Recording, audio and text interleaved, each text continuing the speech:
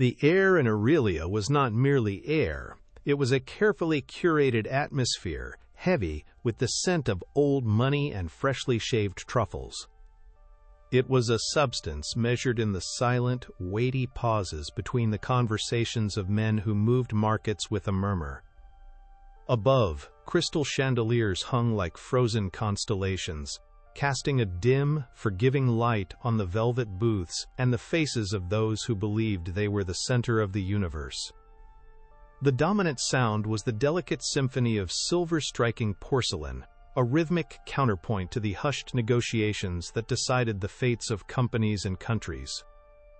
In this gilded sanctuary, the staff were trained to be ghosts in crisp black uniforms, their movements fluid and silent, their presence acknowledged only by the seamless replenishment of a water glass or the discreet clearing of a plate. They were the invisible machinery that made the world of the powerful turn, and they were expected to have no thoughts, no histories, and no opinions of their own. Alara Vance moved through this world like a phantom, her posture perfect, her expression a mask of serene professionalism. Her uniform, tailored to be both elegant and forgettable, felt like a suit of armor and a cage all at once. Her movements were a study in economy, honed by months of carrying trays heavy with plates that cost more than her monthly rent. No one at Aurelia knew that her hands, which now so expertly polished wine glasses until they gleamed, had once known the intimate language of soil and vine. They did not know that her palms held the phantom memory of pruning shears and the distinct, gritty texture of the earth from the northern slope of her family's vineyard. She was a master of her craft, but this was not the craft she had been born to master. Her expertise was a secret she guarded as fiercely as a dragon guards its hoard, a hidden world of knowledge and memory buried beneath the practiced deference of a waitress. Every clink of a glass, every swirl of crimson liquid in a decanter was a small, sharp torture. Tonight, the scent of a particularly robust Cabernet from a nearby table had ambushed her, and for a fleeting moment, she was no longer in the heart of New York City. She was back at Vance Crest, walking the rows of vines with her father. She could almost feel the warmth of the late autumn sun on her face and smell the rich, loamy scent of the earth that had been in her family for 3 generations. She could see her father's hands, calloused and stained with the soul of the land, holding a cluster of grapes up to the light, his eyes alight with a passion that was his entire world. Then, just as quickly, the memory dissolved, replaced by the sterile, antiseptic smell of the long-term care facility where he now resided, silenced by a stroke that had been triggered by stress and financial ruin. The $12,000 a month required for his care was a relentless, crushing weight, the very reason she endured the nightly erasure of her own identity within these opulent walls. The delicate equilibrium of the dining room shifted when Alistair Finch arrived. He did not simply enter, he carved a path through the reverent silence, his presence a ripple of cold authority. He was a man sculpted from polished ambition and casual cruelty, his suit a razor-sharp sheath of dark wool that probably cost as much as a small car. His wife, Beatrice, trailed in his wake, a vision of bored elegance, her diamonds catching the low light like chips of ice. Alistair's eyes swept the room not with appreciation, but with the dismissive air of an emperor surveying his domain, his gaze sliding over the staff as if they were part of the furniture. He didn't see people. He saw functions, assets, or liabilities. Alara felt a familiar chill crawl up her spine, the instinctual recognition of a predator. She had seen men like him before, men who built their empires on the rubble of other people's dreams. But this one felt different. His aura of entitlement was a palpable force in the room. The stage is set for a confrontation that will change everything. We're about to travel to the heart of New York City, but first, we'd love to know where this story is reaching you today. Comment your location below, and be sure to subscribe to join our community. Alara was assigned their table. She approached with a bottle of sparkling water, her steps measured and silent. Alistair did not acknowledge her existence. He was already deep in conversation with a younger, anxious-looking man, the potential investor. He spoke in a cascade of corporate jargon, words like synergistic leverage and disruptive monetization falling from his lips with practiced ease, designed to both impress and intimidate. He waved a dismissive hand in Ilara's direction without looking up, a silent command for her to pour the water and disappear. She complied, her movements smooth and invisible, her mind a fortress of calm. She listened to him boast about his latest acquisition, a historic vineyard he'd rescued from mismanagement, and a cold knot of dread began to tighten in the pit of her stomach. The details were vague, but they were unsettlingly familiar, like the faint, discordant note in an otherwise perfect harmony. When the sommelier presented the wine list, Alistair took it with a proprietary air, as if he had authored it himself. He scanned the pages for less than a second before his finger landed on the most expensive bottle on the list, a selection so exclusive it was kept in a separate, temperature-controlled vault. He announced his choice to the table with a theatrical boom. "We'll have the 2018 Terroir Reserve from Vance Crest."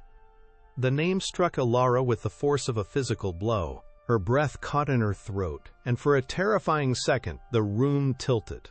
Vance Crest. Her Vance Crest. The wine her father had called his masterpiece. The vintage he had poured his entire soul into before everything had been stolen from them. She could feel the blood drain from her face, a cold rush that left her lightheaded. The price listed next to the name was an obscenity, a final insult to the memory of the man who had created it. With her heart hammering against her ribs like a trapped bird, Ilara retrieved the bottle from the cellar. Her hands were steady, a testament to the ironclad control she had learned to exert over her own body. She carried the bottle to the table on a small silver tray, its dark glass cool against the white linen. She presented the label to Alistair as protocol dictated, her face a carefully blank canvas. It was then that Beatrice, his wife, leaned forward, a cruel, amused smirk playing on her lips. Her voice, though quiet, cut through the restaurant's hushed ambiance like a shard of glass. "Be careful with that, dear," she said, her eyes glinting with casual malice. "It costs more than you make in a month. You wouldn't know fine wine." The investor chuckled nervously, and Alistair gave a small, approving nod, basking in his wife's petty display of power. The words hung in the air, thick and suffocating. For a moment all Ilara could hear was a roaring in her ears. The casual, thoughtless cruelty of the remark was not what wounded her. It was the profound, cosmic injustice of it all. To be told she didn't know the very wine that ran in her blood, the wine whose creation was woven into the fabric of her earliest memories. In that instant, the image of her father, frail and silent in his hospital bed, flashed through her mind. His vibrant life, his legacy, his passion, had been reduced to an overpriced trophy for this arrogant man, and she was being mocked for not understanding its value. The humiliation was a crucible, burning away the last vestiges of her grief and compliance. It did not break her. It forged her. A fury so pure and cold it felt like clarity solidified in her veins. Her hands, holding the bottle that represented her entire stolen world, did not tremble. They became perfectly, terrifyingly still. The silence that followed Beatrice's words was not empty. It was a dense, suffocating vacuum, in which the casual cruelty of her remark echoed and amplified. Ilara stood perfectly still, the heavy, dark bottle of Vance Crest feeling strangely weightless in her hands. The world seemed to slow. The ambient sounds of the restaurant, the distant laughter, the clinking of glasses, the soft murmur of conversations, fading into a muted drone. All she could hear was the frantic, panicked beat of her own heart, a frantic drum against the cage of her ribs. In her mind's eye, the opulent dining room dissolved, replaced by a stark, white room smelling of antiseptic and despair. She saw her father, a man once as strong and rooted as the ancient oaks on their property, now lying still and silent, his eyes vacant, his once powerful hands limp upon the sterile sheets. This bottle, this dark liquid jewel, was his legacy, his art, his very soul distilled into a vintage, and these people were treating it, and by extension him, as nothing more than a prop in their vapid theater of wealth. A transformation began within her, a silent and profound chemical reaction. The searing heat of humiliation which had threatened to consume her just moments before began to cool, to compress, to harden into something else entirely. It became a solid core of ice in the center of her being, a glacial resolve that spread through her veins, calming the tremor in her hands and slowing her frantic pulse. The grief that had been her constant companion for years, a soft, aching sorrow, now crystallized into a diamond-hard point of clarity. She was no longer just a daughter mourning a stolen past. She was a scientist observing a specimen, a strategist assessing a battlefield. The mask of the deferential waitress did not crack. It was not a fragile thing. Instead, it seemed to melt away, revealing the bedrock of the woman beneath, an expert, a prodigy, a guardian of a legacy these people could never comprehend. Her spine straightened by an almost imperceptible fraction, her chin lifted, and her gaze, once carefully neutral and averted, became direct and unnervingly focused.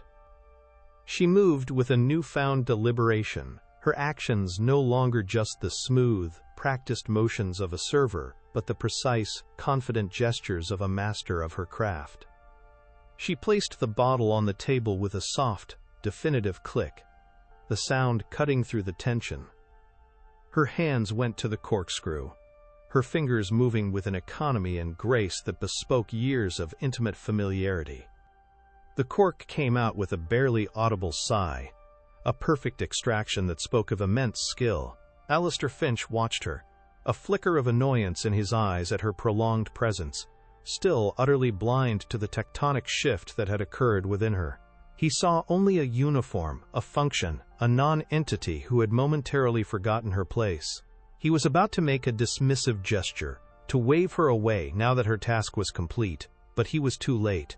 The ceremony was over, and the reckoning was about to begin. Ilara was no longer serving him. She was preparing to dismantle him.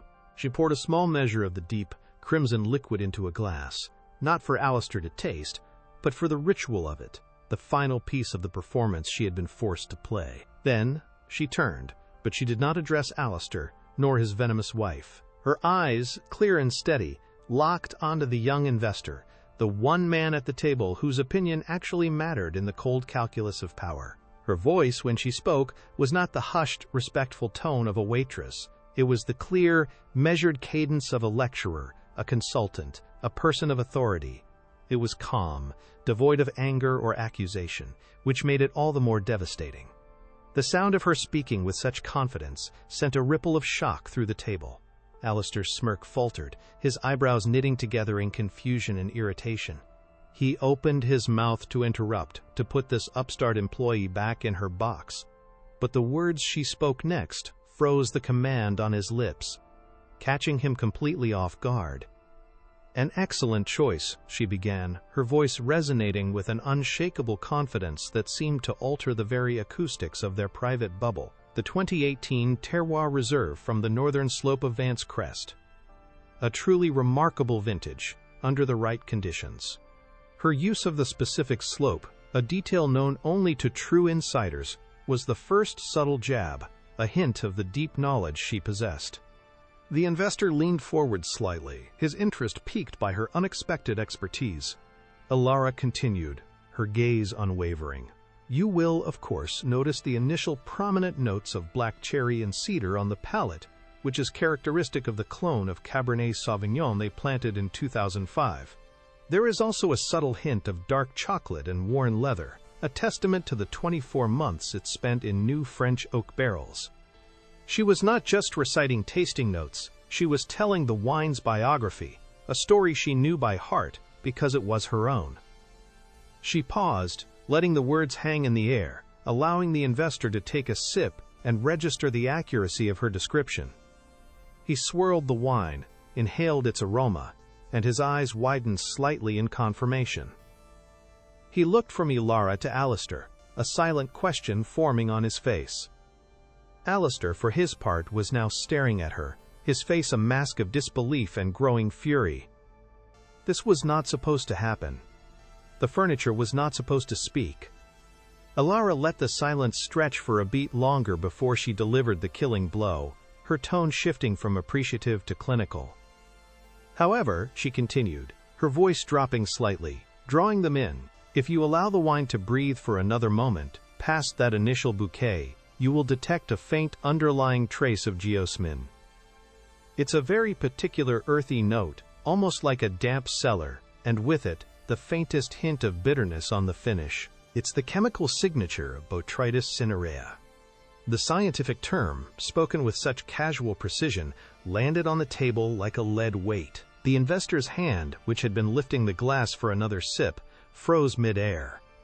He knew enough to recognize the term as a type of fungus, sometimes desirable as noble rot in dessert wines, but utterly catastrophic in a dry red like this one.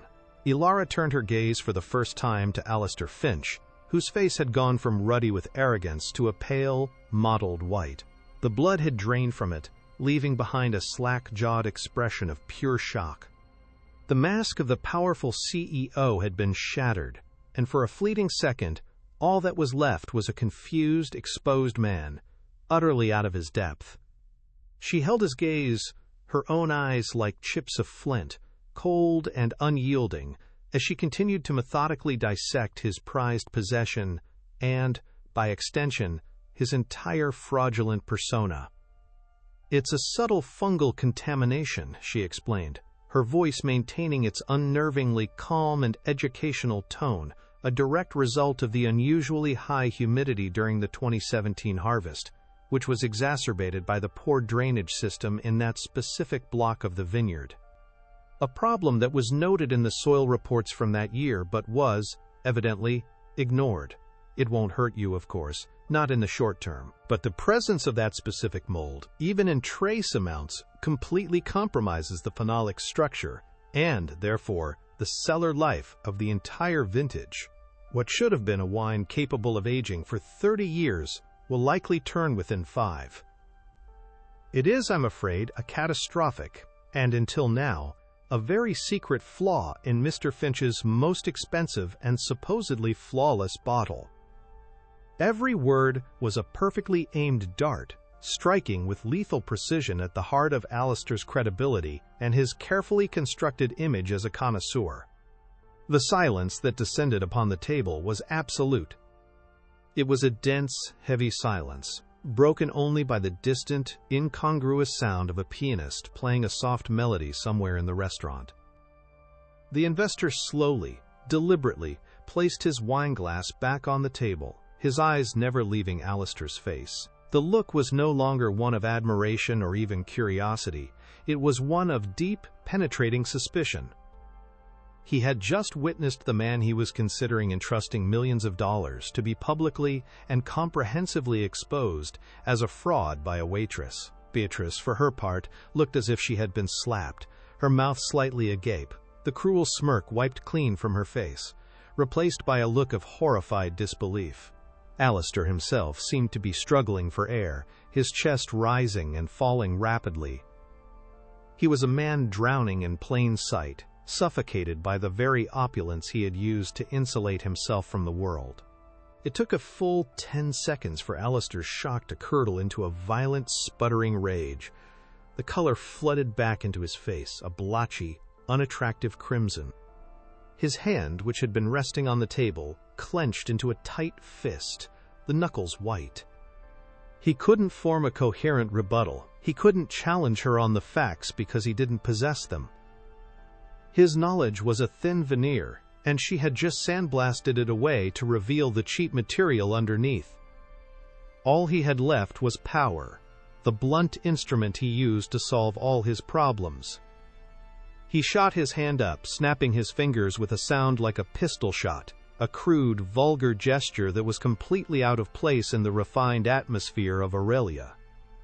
He didn't look at Alara anymore. He couldn't. Instead, he scanned the room with wild, furious eyes, searching for the manager, his face contorted into a mask of pure fury. The manager, a perpetually nervous man named Mr. Dubois, scurried over, his face etched with anxiety. He had seen the commotion from across the room and knew this could only be a disaster. Alistair Finch was not just a patron. He was a significant source of the restaurant's revenue, a man whose displeasure could have serious consequences.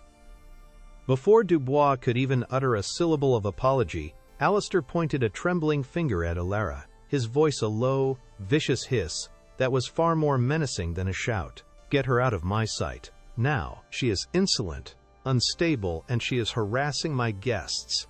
I want her fired." The words were commands, not requests. He was leveraging his entire financial weight, his status as a titan of industry, to crush this insignificant girl who had dared to humiliate him.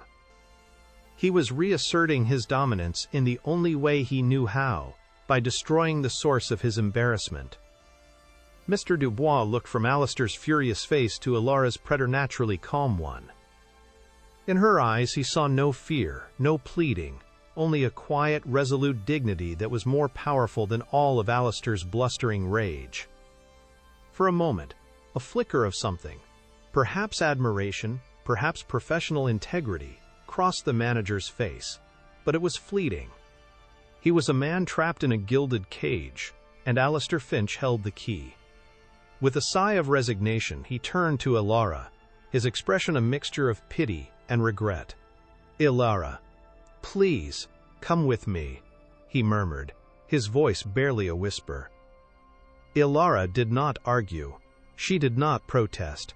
She simply gave a single, sharp nod, her composure unbroken. She had known this was the inevitable outcome. She had made her choice the moment she decided to speak. She had traded her job for a single, priceless moment of truth, and she did not regret the bargain. She turned and walked away from the table, her back straight, her head held high. She could feel the stares of every diner in the vicinity, their conversations silenced, their attention fixed on the quiet drama unfolding. The walk across the dining room felt 100 miles long. Each step was a deliberate act of defiance. She was not being escorted out in shame. She was making a strategic retreat. The doors of Aurelia, which had once represented a world of impossible luxury and silent servitude, now felt like the gates of a prison swinging open. As she stepped out into the cold, damp New York night, the frigid air was a shock to her system, but it felt clean, pure. It was the air of freedom. The heavy, perfumed atmosphere of the restaurant was gone, and for the first time in months, she could breathe again. The weight of her uniform, of her false identity, seemed to lift from her shoulders. For a few minutes, she just stood on the pavement, the city's cacophony washing over her. The reality of her situation began to sink in, a cold, creeping dread that threatened to extinguish the fire of her victory. She was jobless.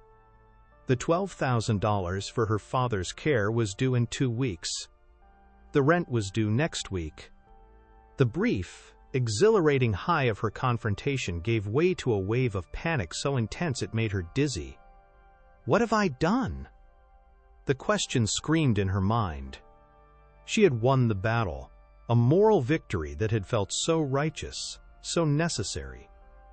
But in doing so, she may have just lost the war, sacrificing her father's well-being for a moment of personal vindication. The weight of that possibility was crushing, a physical burden that made her want to curl up on the cold concrete and disappear. She felt utterly and completely alone, a tiny, insignificant figure against the towering, indifferent skyline of the city. She leaned against the cold brick wall of the building, closing her eyes and forcing herself to take slow, deep breaths. The image of Alistair Finch's face, white with shock and fury, flashed in her mind. And then, another image followed. The look of dawning suspicion on the investor's face. She had not just insulted a rich man. She had planted a seed of doubt. She had exposed a crack in his empire. The anger began to return, pushing back the tide of despair. This was not just about a single bottle of wine, or a moment of humiliation. This was about a lifetime of work, a family's legacy, a father's health, all destroyed by that man's rapacious greed. What had happened tonight was not the end of something. It was the beginning. She had been a passive victim for too long, silently enduring, scraping by, honoring her father's memory by paying his bills. But that wasn't enough. True honor, she now realized, demanded justice. A new kind of resolve, colder and harder than any she had felt before, settled over her. The panic receded, replaced by a sharp, focused anger that was as energizing as it was terrifying. She would not be a victim anymore. She would not let him get away with it. He had taken her family's past and their future. He had tried to take her dignity. She would not let him win. She pushed herself off the wall, her movements now filled with purpose. She walked down the street, her eyes scanning for a payphone, her mind already racing, piecing together fragments of information, old contacts, half-forgotten lectures. She had spent years suppressing her true self, hiding her brilliant mind behind a waitress's apron. That part of her life was over. Alistair Finch had made the fatal mistake of underestimating her, and he had just unwittingly unleashed his worst nightmare. He thought he had fired a waitress. In reality, he had just declared war on an enologist with a perfect palate and a score to settle. Her fingers, numb with cold, fumbled in her pocket for a quarter. She found one, its metallic surface smooth and cool against her skin. She walked to a battered payphone on the corner, the receiver cold and grimy. She dialed a number from memory, a number she had not called in over 3 years. It was the office line for Dr. Julian Croft, her former mentor at the university. He had been more than a professor. He had been a champion of her work, a brilliant, tenacious academic who had left the university to become an investigative journalist, specializing in exposing fraud and corruption within the global food and wine industry. He had once told her she had the sharpest mind and the most refined palate he had ever encountered. She prayed he would remember. The phone rang once, twice, a third time. She almost hung up, her nerve failing her, but then a gruff, familiar voice answered. Croft. Julian, it's Alara. Alara Vance. She said her name, and for the first time, it felt like her own again. There was a pause on the other end of the line, and then a sound of recognition. Alara. My God. I haven't heard from you since everything happened with your father. Are you all right? His voice was filled with genuine concern, and it was almost enough to make her break down. But she held it together, the icy resolve in her veins keeping her steady. I'm not all right, Julian, she said, her voice low and urgent. But I know who did it. I know who destroyed my family. I just served him his own stolen wine, and I need your help. The words tumbled out of her. A condensed version of the night's events. The name Alistair Finch, the flawed vintage, the public firing. She laid it all out, not as a victim seeking pity, but as an expert presenting a case. There was a long silence on the other end of the line. Alara held her breath, the fate of her newfound mission hanging in the balance. She could hear the faint sound of papers shuffling, a keyboard clicking. Then Croft's voice came back, and it had changed. The warmth was gone, replaced by the cool, sharp edge of a journalist who smells a major story. Alistair Finch, he said, the name tasting like poison. I've been tracking Finch Global Vintners for years. They leave a trail of ruined families wherever they go, but he's a ghost. He uses shell corporations and legal loopholes so complex no one has ever been able to pin anything on him directly. He paused. But they've never had an inside witness with your level of expertise before. Where are you? Let's meet. Now. The word was not a question. It was a call to arms. An hour later, Alara found herself in the cluttered, book-lined office that served as Julian Croft's base of operations. The air smelled of old paper, stale coffee, and righteous indignation. It was a world away from the perfumed opulence of Aurelia, and it felt like coming home. Julian, a man with a shock of gray hair and eyes that missed nothing, listened intently as she recounted the story again, this time with every minute, damning detail. He didn't interrupt, he just listened, his expression growing grimmer and more focused with every word she spoke. When she finished, he leaned back in his chair, his eyes boring into hers. He saw not a distraught, unemployed waitress, but a formidable weapon that had just been activated. He knew that her perfect palate and encyclopedic knowledge were the keys to unlocking a story he had been chasing for his entire career. He turned to his computer and began pulling up files, financial records, and corporate ownership charts. The screen filled with a complex web of names and holding companies, a deliberately confusing maze designed to hide one man at its center, Alistair Finch. For years, Julian had been trying to navigate this labyrinth from the outside. Now he had a guide who knew the territory from the inside out. He explained Finch's methods: predatory pricing to devalue a competitor's grapes, followed by anonymous, well-funded smear campaigns about soil contamination or pesticide use, all designed to scare off distributors and drive the Vineyard into bankruptcy. Then, a shell corporation, seemingly unrelated to Finch, would sweep in and buy the distressed asset for a fraction of its true worth. It was the exact pattern of events that had destroyed Vance Crest. Seeing the cold, calculated strategy laid out on the screen, seeing her family's personal tragedy reduced to a repeatable business model, did not dishearten Ilara. It galvanized her. The last vestiges of her grief were burned away, replaced by a cold, methodical fury. She was no longer just fighting for her father's memory. She was fighting for every other family that had been crushed under Finch's heel. She pointed to the screen, her finger tracing the convoluted lines of ownership. "That one," she said, indicating a holding company with an innocuous name. "Terra Nostra Investments. They were the ones who bought our land." Their lead negotiator used a specific phrase about optimizing terroir potential. It's a term Finch used in a guest lecture he gave at the university in 2016. "I remember because I was there. It was a small detail, a single thread.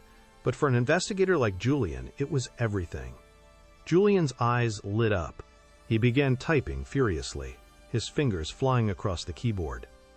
He cross-referenced the name with incorporation documents from Delaware, tracing the money trail through a series of offshore accounts. For the first time, a direct, albeit faint, line could be drawn from Terra Nostra Investments back to a subsidiary fund managed by Finch Global Vintners. It was the first crack in the fortress, the first real piece of evidence that could link Alistair Finch directly to the destruction of Vance Crest. It wasn't a smoking gun yet, but it was the scent of gunpowder in the air. The hunt had officially begun. The two of them, the disgraced prodigy and the grizzled journalist, were now a team, united by a common purpose: to uncover the truth and ensure that Alistair Finch would finally face a justice he couldn't buy his way out of. They worked through the night, fueled by coffee and a shared sense of purpose. The office, once a sanctuary of academic theory, became a war room. Maps were unrolled, financial statements were printed, and a large whiteboard was soon covered in a spiderweb of names, dates, and transactions. Ilara's mind, sharp and analytical, was finally unleashed. Her intimate knowledge of the wine industry, from soil chemistry to distribution logistics, provided the context and insight that Julian's raw data had always lacked. She could identify inconsistencies in harvest reports, spot suspicious patterns in supply chain logistics, and predict Finch's next move based on her understanding of his business philosophy. She was no longer just a source. She was the lead investigator, the architect of a strategy to dismantle an empire. As the first gray light of dawn began to creep through the dusty office window, painting streaks across the cluttered room, Ilara felt a sense of exhaustion she had never known, but it was mingled with a feeling of profound hope. For the first time since her father's stroke, she felt like she had a purpose beyond mere survival. She was no longer just reacting to the tragedy that had befallen her family. She was actively fighting back. She looked at the board, at the complex web of deceit they were beginning to untangle. It was a daunting task, a battle against a giant with seemingly limitless resources, but for the first time, it did not feel impossible. Alistair Finch had built his empire in the shadows, relying on the silence and despair of his victims. He never counted on one of them standing up. and he certainly never counted on one of them knowing exactly where all the bodies were buried. Julian finally leaned back, rubbing his tired eyes. "We have a starting point," he said, his voice rough with fatigue but laced with excitement. "A strong one. But to take him down, we'll need more than financial records. We need irrefutable proof of sabotage. We need soil analysis reports that contradict his marketing, internal emails, and, most importantly, we need other victims to come forward and speak on the record." He looked at Ilara, a serious expression on his face. "This is going to be dangerous. Finch doesn't just ruin people financially, he destroys them. He will come after you if he finds out what you're doing. Are you prepared for that?" He was giving her one last chance to walk away, to retreat back into the anonymous safety of the life she had been living. Ilara met his gaze without flinching. Her eyes, though shadowed with fatigue, burned with an unshakable resolve. "He already took everything from me, Julian," she said, her voice quiet but firm. "My career, my family's legacy, my father's health. There is nothing left for him to take. I'm not afraid of him anymore. Let him come." The words hung in the air, a solemn vow, made in the quiet light of a new day. She was no longer Ilara Vance, the invisible waitress. She was the heiress to a stolen kingdom, and she was coming to reclaim her throne, not with money or power, but with something far more potent. The absolute, undeniable, and devastating power of the truth. The plan was set, the first moves made on the chessboard. The arrogant titan, sleeping soundly in his penthouse apartment, had no idea that the game had changed, and that the pawn he had so carelessly swept aside was now poised to become the queen. The initial strategy session felt less like a plan of attack, and more like an act of cartography, mapping the vast, shadowy continent of Alistair Finch's empire. Julian's office, a chaotic sanctuary of paper and ink, became their world. For days they barely slept, subsisting on lukewarm coffee and the cold fire of their shared purpose. Ilara, with a focus that bordered on the sublime, sifted through mountains of public records and decade-old industry journals. Her memory, once a source of painful nostalgia, had transformed into a formidable weapon. She recalled obscure articles, footnotes in academic papers, and casual remarks from long-forgotten conferences, weaving them together to form a preliminary tapestry of Finch's predatory methods. Each transaction she uncovered, each shell corporation she linked back to Finch Global Vintners, was not merely a data point, it was a ghost.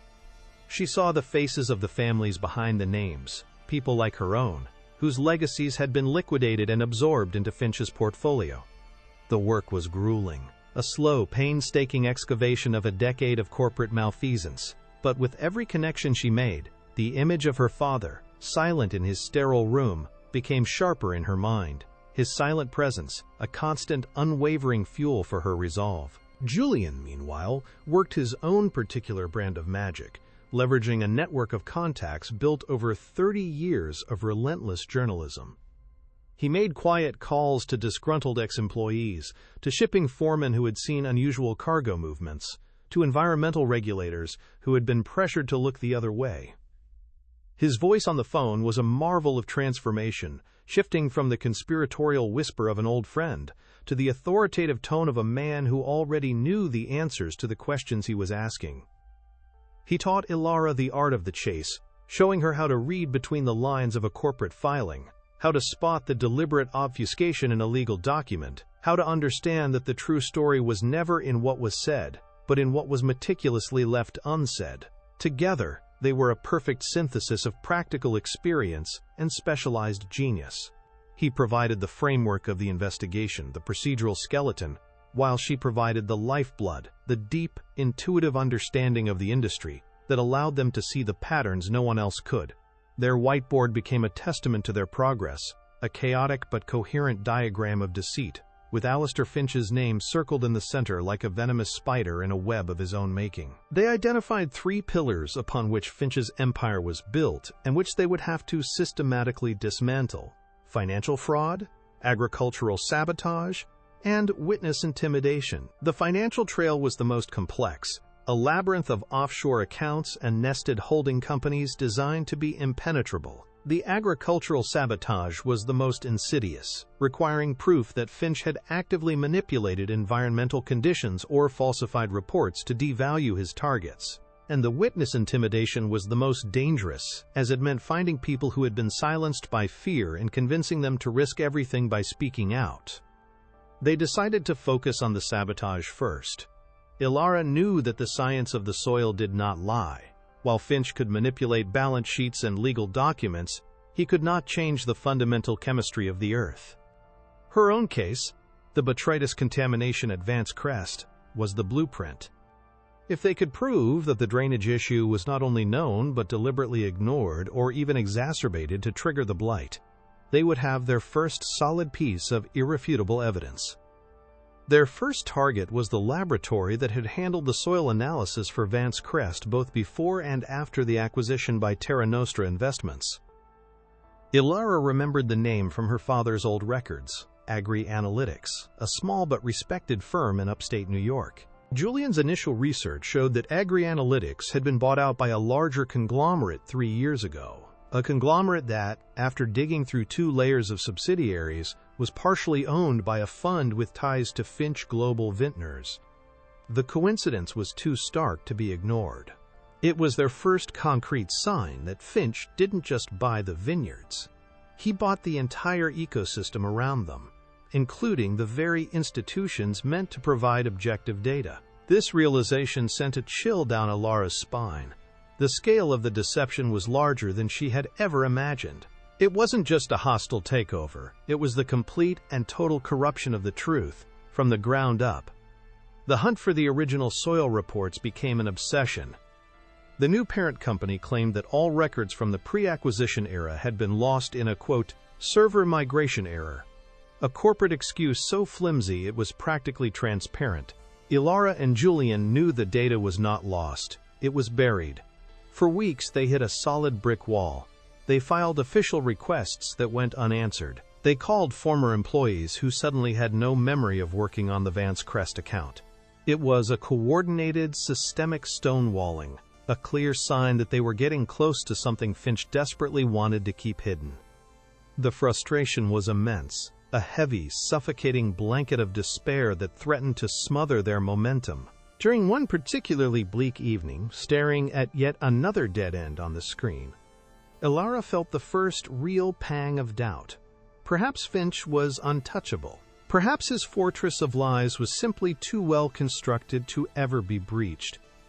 The breakthrough came not from a computer or a phone call, but from a memory. Ilara was staring at the name of the lead soil scientist on one of the few remaining fragments of a report, a man named Dr. Miles Corbin. The name was familiar, but she couldn't place it. She closed her eyes, shutting out the cluttered office, and let her mind drift back to a sunnier, happier time. She pictured herself at an industry conference in Napa Valley, years before the disaster. She was a graduate student, presenting her research, and then it hit her, a crystal-clear image. Dr. Corbin had been there. He had approached her after her presentation, a quiet, unassuming man with kind eyes, and had complimented her on her work. He had mentioned in passing that he was a purist, that he always kept personal, hard-copy backups of his most important projects because he didn't trust digital storage. It was a small, offhand comment from years ago, but in the context of their investigation, it was a seismic revelation. Finding Dr. Corbin became their new, singular focus. He had retired shortly after Agri Analytics was sold, and he had seemingly dropped off the map. Julian used his investigative resources, running his name through property databases, professional association archives, and even old alumni networks. After 3 days of relentless searching, they found him. He was living in a small, remote cabin in the Adirondack Mountains, having deliberately disconnected himself from the corporate world that had betrayed his scientific principles. Ilara knew she had to be the one to approach him. This was not a task for a journalist looking for a scoop. It required a connection, an appeal from one scientist to another, from one lover of the land to another.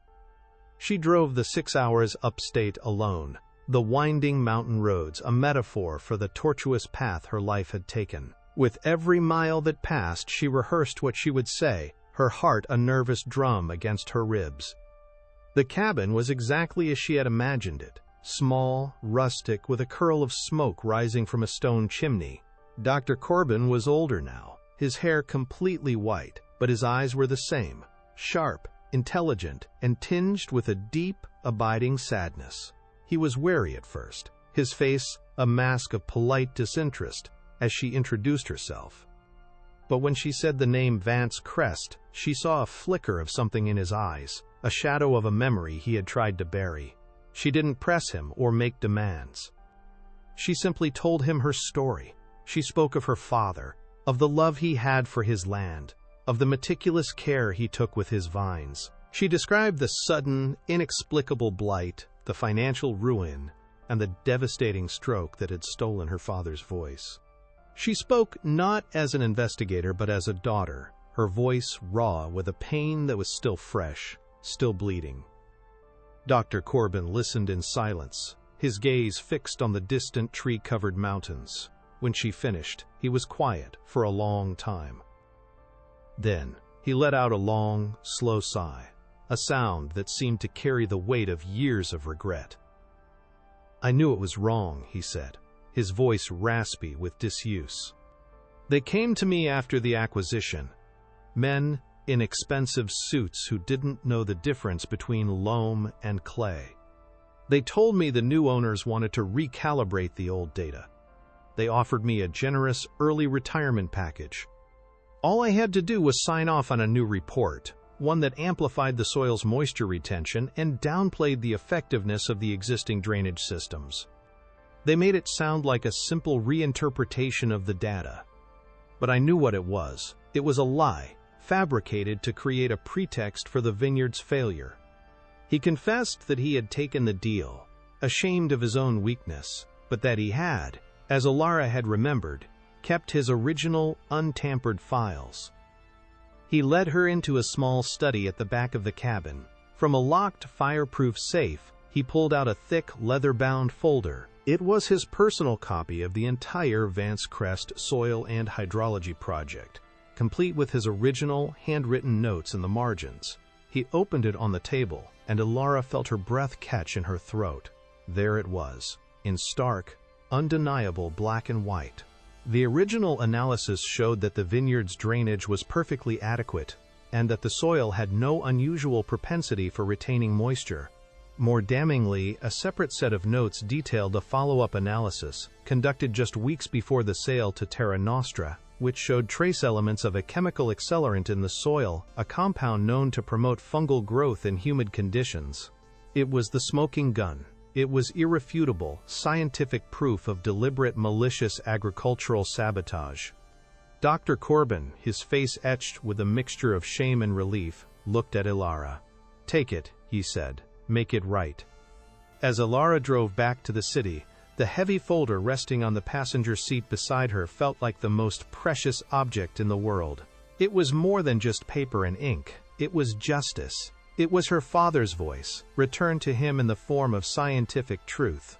When she walked back into Julian's office, she didn't have to say a word. He saw the look on her face, the folder in her hands, and he knew. They spread the documents out on the desk, and for a moment, they just stared, absorbing the magnitude of what they had found. This evidence didn't just implicate Finch. It was a dagger aimed at the very heart of his carefully crafted public image as a savior of struggling vineyards.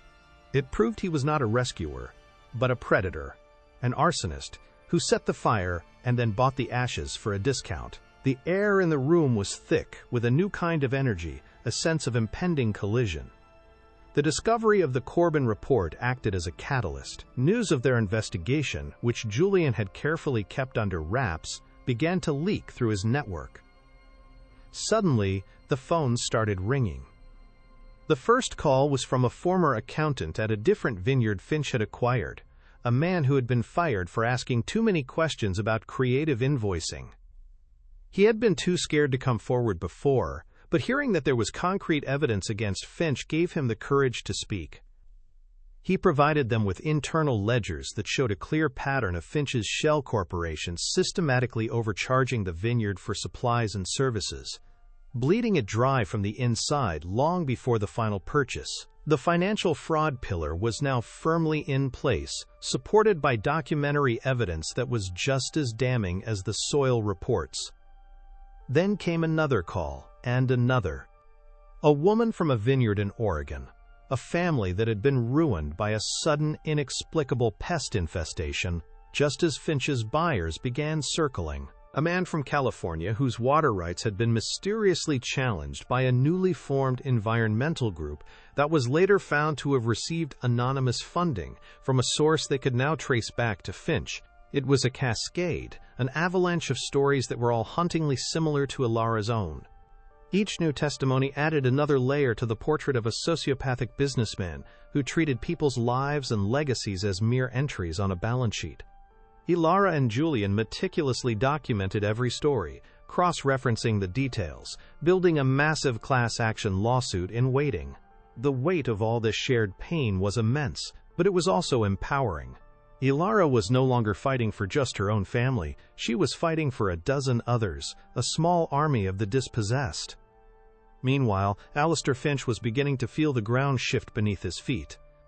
He was too insulated to know the specifics of the investigation, but he was a man who understood the subtle currents of power.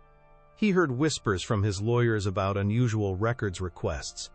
He noticed that certain financial journalists who had once been friendly were now asking pointed questions. His finely tuned predatory instincts told him that he was no longer the hunter, but was now being hunted. His arrogance, however, did not allow for fear. Instead, it manifested as rage and a cold, calculated campaign of counterattack. He began to move his money, shifting assets between even more obscure offshore accounts.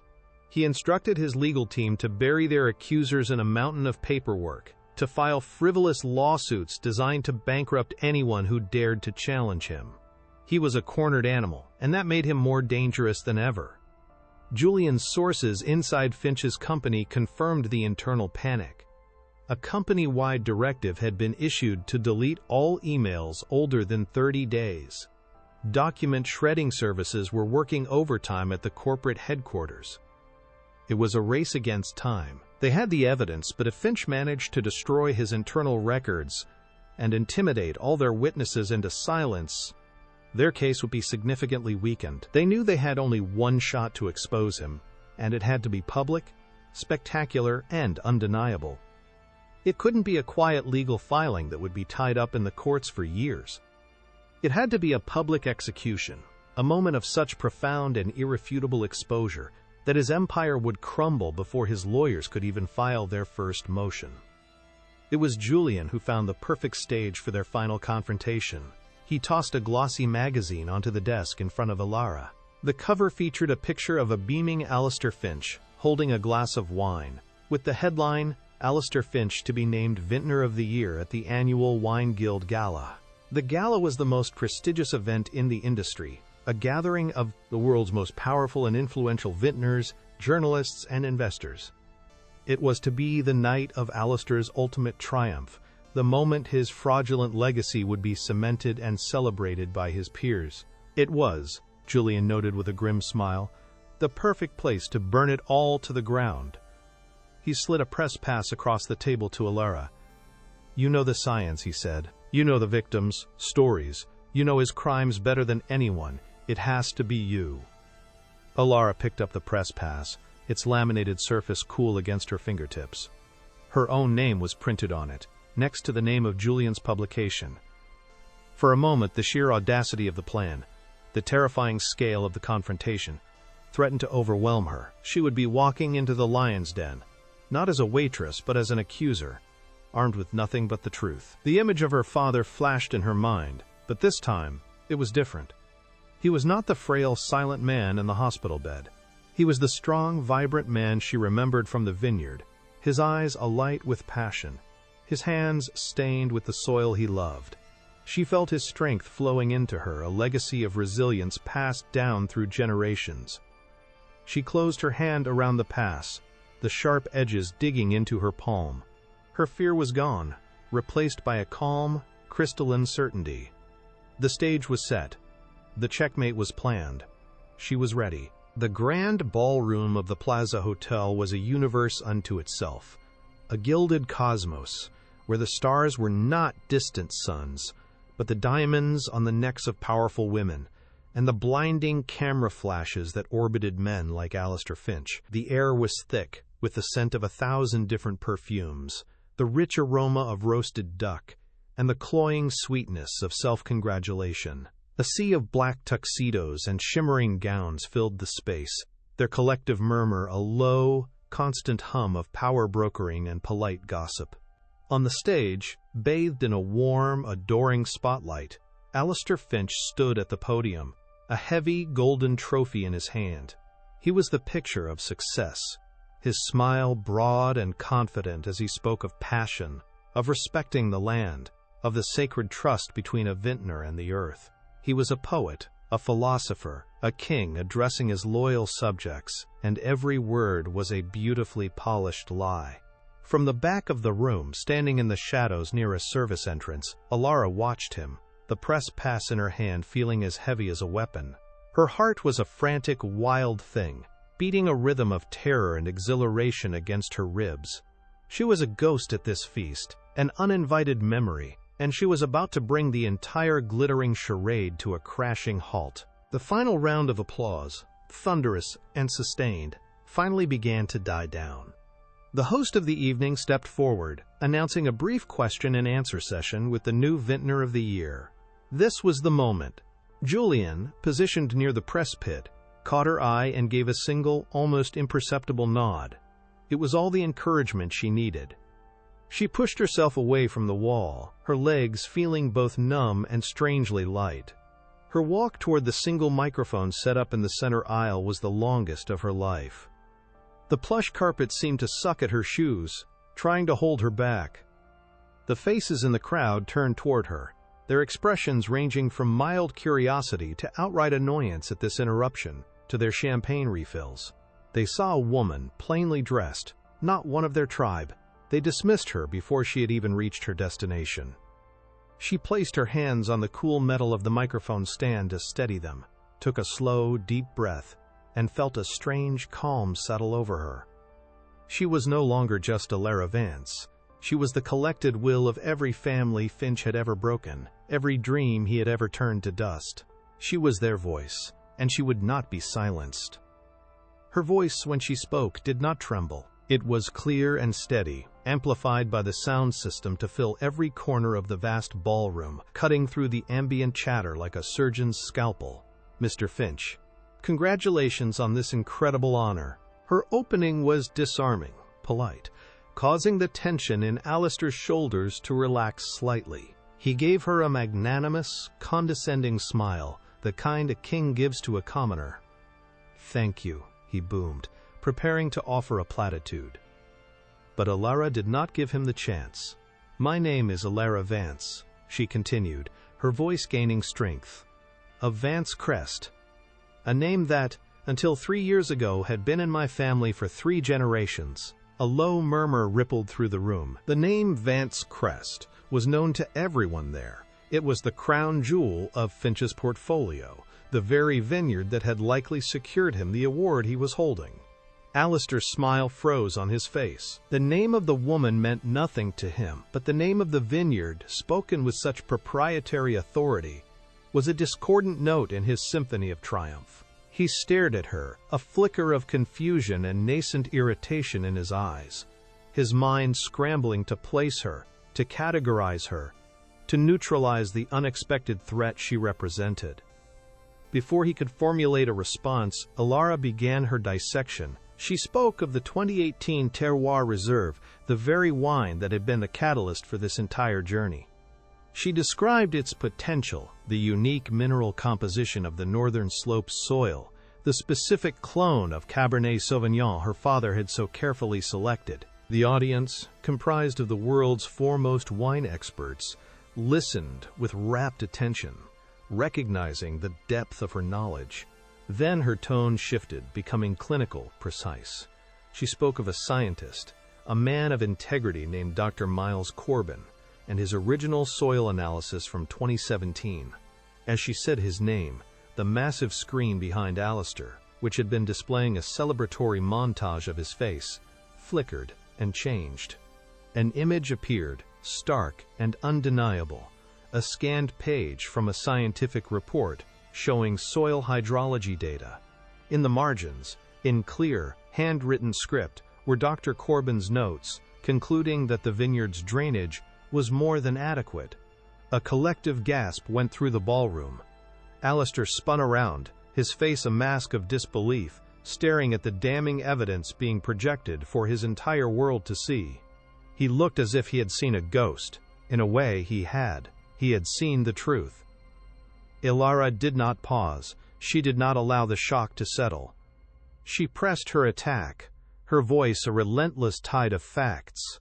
She detailed the subsequent falsified report, the one that had been used to justify the vineyard's failure. Then she pivoted, her focus shifting from the soil to the balance sheets. She named the shell corporation Terra Nostra Investments, and with the cold, hard precision of a federal prosecutor, she laid out the entire scheme of financial sabotage. As she spoke, the image on the screen behind the stunned Alistair shifted again. It was now a complex, terrifying flowchart, a spiderweb of deceit that Julian had meticulously constructed. At its center was the logo for Finch Global Vintners.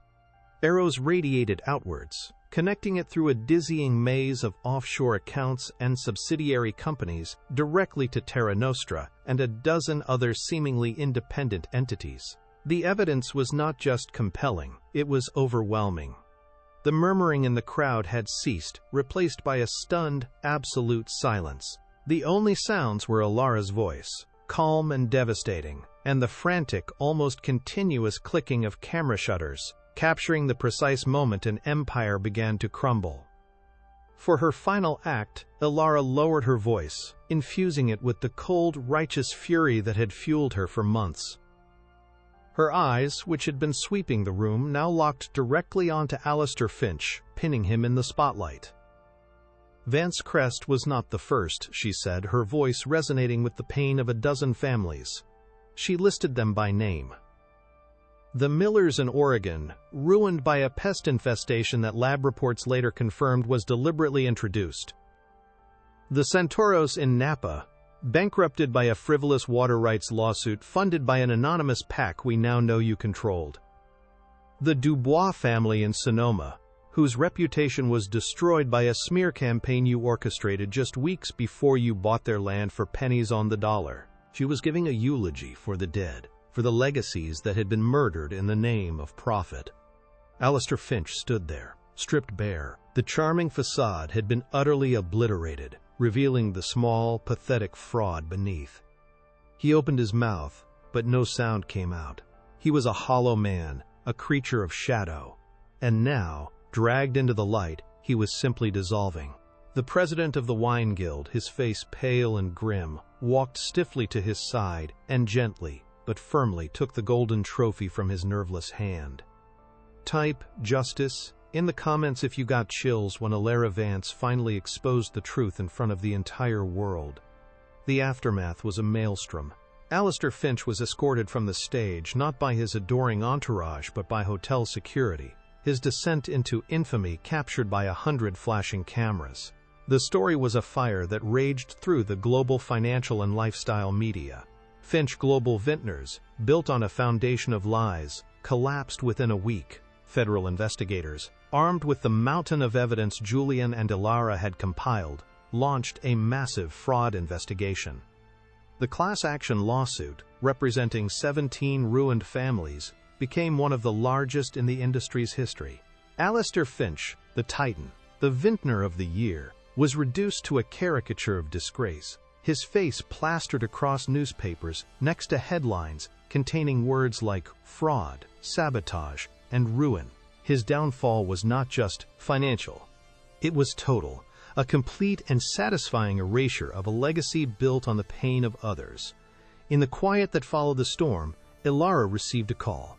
It was the investor from Aurelia, the man who had witnessed the first crack in Finch's facade. He introduced himself properly. His name was Marcus Thorne. and his own family's company had been one of Finch's earliest targets, a battle they had barely survived. He had watched her with admiration that night, and with awe tonight. He didn't offer her a job. He offered her a partnership and the capital to build something new from the ashes of Finch's destruction. 1 year later, the sign on a tastefully restored brick building in a revitalized industrial district read, "Vance Crest Consulting." It was not a massive corporation, but a small, fiercely dedicated firm with a singular mission: to protect and champion the small, artisanal vineyards that were the true soul of the industry. Ilara had become their guardian, their strategist, their secret weapon. She used her unparalleled scientific knowledge not to acquire, but to heal. She helped vintners restore blighted soil, secure ethical financing, and navigate the treacherous waters of global distribution. She was not building an empire of her own, but a coalition of artists and farmers, a community bound by a shared passion for the land. We see her walking through the rows of a small vineyard in Sonoma, the late afternoon sun casting long shadows. She kneels, crumbling a bit of rich, dark earth between her fingers. The owner of the vineyard, a woman whose grandfather had planted the first vines, stands beside her, her eyes filled with a gratitude that words could not express. Ilara had not just saved her business, she had saved her family's history. In this moment, surrounded by the green, vibrant life she had sworn to protect, Ilara was finally, completely, home. The final scene of her journey unfolds not in a boardroom or a vineyard, but in a quiet, sunlit room in the finest long-term care facility in the state. The scent of antiseptic has been replaced by the fresh aroma of flowers from the garden just outside the window. Her father sits in a comfortable chair looking out at the trees. His recovery is an arduous, uphill battle, and he may never regain the full strength of his voice or body, but the emptiness is gone from his eyes. It has been replaced by a quiet awareness, a spark of the brilliant man he once was. Ilara sits with him, reading an article from a major wine journal. It is a feature story, not about the fall of Alistair Finch, but about the rise of Vance Crest Consulting, hailing her as the most important new voice in American wine. When she finishes reading, her father slowly turns his head. He reaches out his hand, still frail but now imbued with purpose, closing over hers. His grip is weak, but it is there. A single, silent tear traces a path through the weathered lines of his face, and his lips, for the first time in years, curve into a faint but unmistakable smile. It is a smile of pride, of love, of justice served. Ilara's quest was over. She had not only reclaimed her family's name, but had transformed it into a symbol of resilience, integrity, and hope. If Ilara Vance's incredible journey from underdog to powerhouse inspired you, show your support by hitting that like button and sharing this story with someone who needs to see it. And for more unforgettable stories of justice and empowerment, don't forget to subscribe and ring the notification bell.